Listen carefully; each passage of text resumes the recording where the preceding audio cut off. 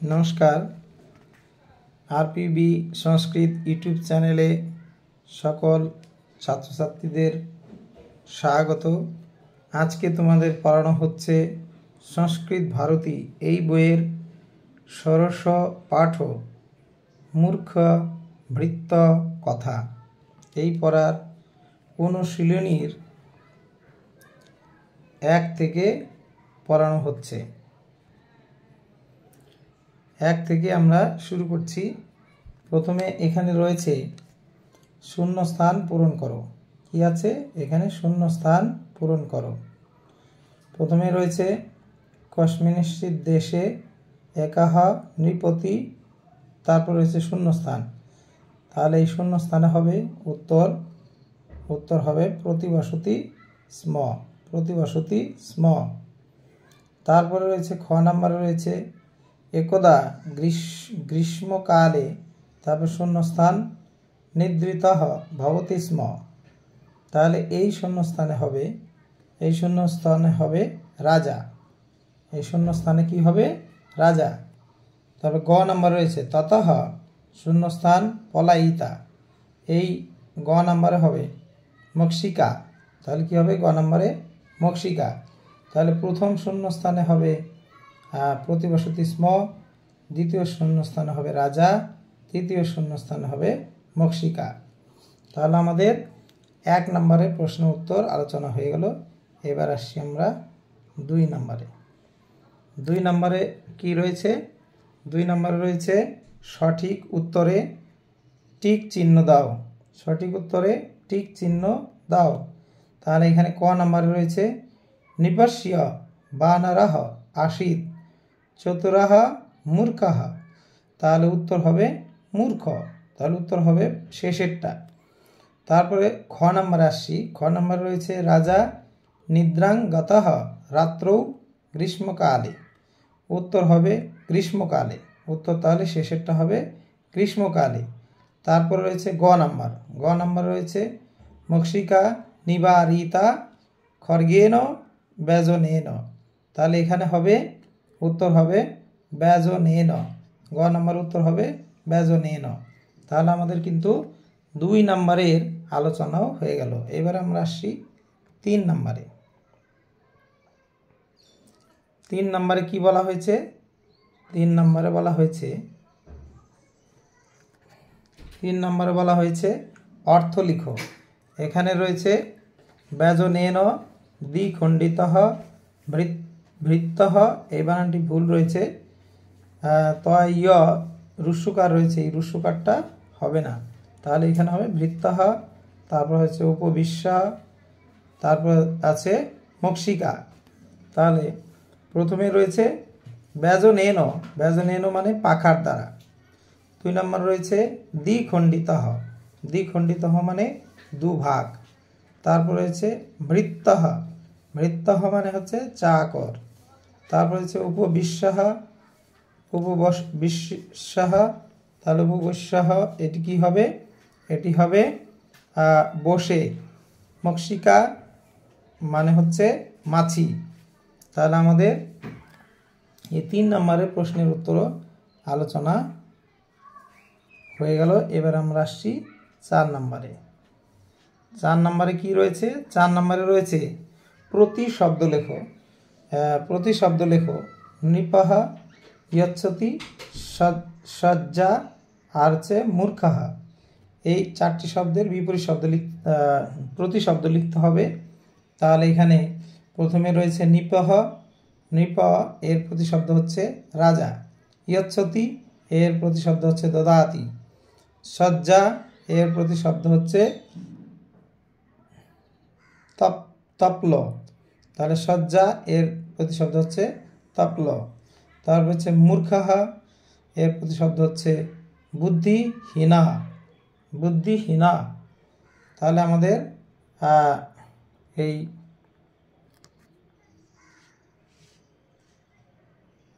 4 নম্বরের উত্তর আমাদের কিন্তু পড়া হয়ে গেল। এবার আমরা আসি 5 নম্বরে।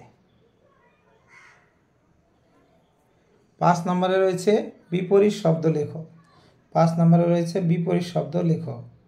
তাহলে এখানে প্রথমে রয়েছে বুদ্ধিহীনः নিদ্রিতः নৃপস্য। তাহলে এখানে বুদ্ধিহীনः এর মানে হচ্ছে পণ্ডিতः, নিদ্রিতः জাগরিতः, তারপরে রয়েছে নৃপস্য তাহলে হবে প্রজায়া, নৃপস্য তাহলে হবে প্রজায়া।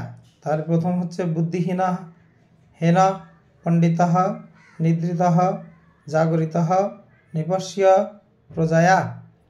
তাহলে আমাদের কিন্তু 5 নম্বরেরও প্রশ্নের উত্তর আলোচনা হয়ে গেল। এবার আসছি আমরা 6 নম্বরে।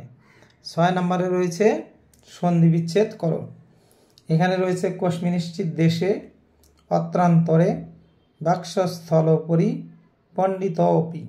তাহলে কস্মিনিশ্চিত দেশে এখানে এই শব্দকে ভেঙে দিলে হবে কস্মিন প্লাস চিত প্লাস দেশে, কস্মিন প্লাস চিত প্লাস দেশে। তারপরে রয়েছে অত্রান্তরে, এটিকে সন্ধি বিচ্ছেদ করলে হয় অত্র প্লাস অন্তরে। তারপর রয়েছে বাক্সস্থলোপরি, তাহলে এখানে হবে বাক্সস্থল প্লাস উপরি। তারপর রয়েছে পণ্ডিতোপি, তাহলে হবে এটি পণ্ডিত প্লাস ওপি, পণ্ডিত প্লাস ওপি। তাহলে আমাদের কিন্তু 6 নম্বরেরও প্রশ্ন আলোচনা করা হয়ে গেল। এবার আসছি আমরা 7 নম্বরে। তাহলে 7 নম্বরে কি আছে? 7 নম্বরে রয়েছে প্রকৃতি প্রত্যয় নির্ণয় করো। প্রকৃতি প্রত্যয় নির্ণয় করো। এখানে রয়েছে উপবিশতি, অকরত, আশিত, উপবেশ্য আছে ভবতি। তাহলে প্রথমে রয়েছে উপবিশতি, এটিকে যদি প্রকৃতি প্রত্যয় নির্ণয় করি তাহলে হবে উপপূর্বক 20 প্লাস লট তি উপবিশতি। তারপর রয়েছে অকরত ক্রি প্লাস লং দ। তারপর রয়েছে আশিত অস প্লাস লং দ। তারপর রয়েছে উপবিশ্য উপপূর্বক 20 প্লাস ল্যাপ প্রত্যয়। তারপর রয়েছে ভবতি, ভবতি কি হবে ভূ প্লাস লট তি ভবতি। তাহলে এখানে হয়ে গেল ভূ প্লাস লট তি ভবতি। তাহলে আমাদের এখানে প্রত্যেকটিরই কিন্তু আলোচনা হয়ে গেল। এবার আমরা আসি 8 নম্বরে। 8 নম্বরে কি রয়েছে? 8 নম্বরে রয়েছে সংস্কৃতে বাক্য রচনা করো। সংস্কৃতে বাক্য রচনা করো। যে শব্দগুলো রয়েছে সেগুলো হচ্ছে অনুগতঃ, আশিত, উপবিশতি, ব্যজনেন আর হচ্ছে মক্ষিকা। তাহলে এখানে অনুগতঃ এটি দিয়ে আমরা বাক্য যদি করি তাহলে এরকম করতে পারি, নৃপস্য বানরঃ অনুগতঃ আশিত, রাজার বানরটি অনুগত ছিল। তারপর রয়েছে আশিত, আশিত দিয়ে যদি আমরা করি তাহলে হবে দশরথঃ ইতি নৃপঃ আশিত, দশরথঃ ইতি নৃপঃ আশিত। তাহলে এটি আমাদের হয়ে গেল। তারপরে রয়েছে উপবিশতি। উপবিশতি দিয়ে যদি আমরা করি তাহলে একা মক্ষিকা নৃপস্য বক্ষস্থলোপরি উপবিশতি স্ম। তাহলে একা মক্ষিকা নৃপস্য বক্ষস্থলোপরি উপবিশতি স্ম। তারপর রয়েছে ব্যজনেন, ব্যজনেন অর্থাৎ পাখার দ্বারা, এটি হবে বানর ভৃত্ত ব্যজনেন মক্ষিকাং নিবারণং করতি স্ম, বানর ভৃত্তঃ ব্যজনেন মক্ষিকাং নিবারণং করতি স্ম।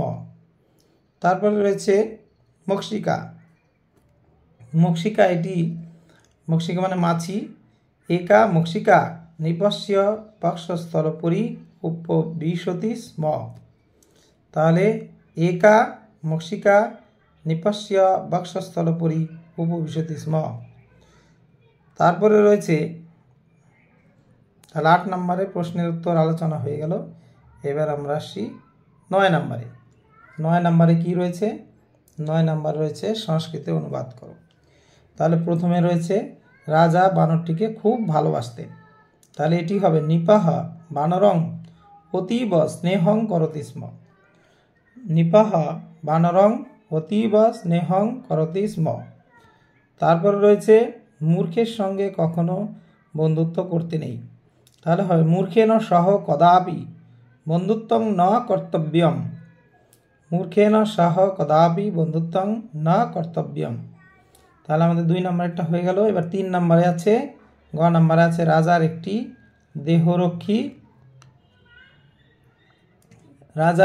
দেহরক্ষী মূর্খ বানর ছিল। তাহলে হবে নিপস্য একঃ অঙ্গ সেবকঃ মূর্খ বানরঃ আসীৎ। নিপস্য একঃ অঙ্গ সেবকঃ মূর্খঃ বানরঃ আসীৎ। তারপরে শেষে রয়েছে বানরটি পাখা দিয়ে রাজাকে বাতাস করত। উত্তর হবে বানরঃ ব্যজনেন নৃপং ব্যজন চালনাং করতি স্ম। বানরঃ ব্যজনেন নৃপং ব্যজন চালনাং করতি স্ম। তাহলে আমাদের কিন্তু 9 নম্বর পর্যন্ত কিন্তু আমাদের আলোচনা হলো মূর্খ ভৃত্য কথা এই পড়াটির। আশা করি এই অংশটি তোমরা যদি বারবার দেখো তাহলে নিশ্চয় তোমাদের কিন্তু পড়া হয়ে যাবে। এখানে খুব সুন্দর করে তুলে ধরা হয়েছে, তোমরা বারবার দেখবে, তাহলে তোমাদের কিন্তু এই পড়া হয়ে যাবে। তোমাদের আজকের ক্লাস এই পর্যন্তই রাখা হচ্ছে। পরের বাকি অংশ 10 থেকে শেষ পর্যন্ত পরের ক্লাসে তোমাদের দেওয়া হবে। সবাই ভালো থাকবে আর সবাই ভালোবেসে সাবস্ক্রাইব করবে।